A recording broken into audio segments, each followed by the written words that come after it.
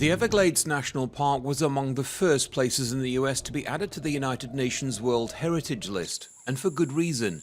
This vast subtropical river of grass is the largest mangrove ecosystem in the Western Hemisphere, refuge to over 20 rare, endangered and threatened species. The park's also faced more than its fair share of problems since receiving its designation in 1979. As this state's population's grown, freshwater flow has dwindled and toxins from agriculture are choking the Everglades' pristine landscape. The Everglades ecosystem was once huge, and over the years, as Florida has developed, we have cut away not only at the natural wildlife habitat, but also at the water flow. About 70% of the historic river of grass water flow has been cut off because of Florida's urban and agricultural development. Environmental challenges have threatened the park's status, but public awareness of its importance is increasing. People are rallying across Florida, again, across the country, to say the Everglades is dying. And we need to renew, reaffirm this sense of purpose and do it with a sense of urgency.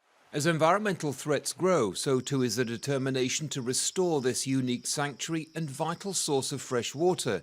Billions are being spent on improving water flow, eradicating invasive species and increasing awareness. One of the things that we aim for is to educate the public as much as possible as to why this place was protected in the first place and why it needs to be restored and protected for the future.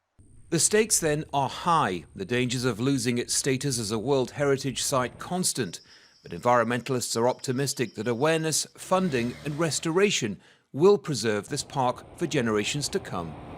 There's no denying the Everglades faces huge challenges from global warming, population growth and a rash of invasive species.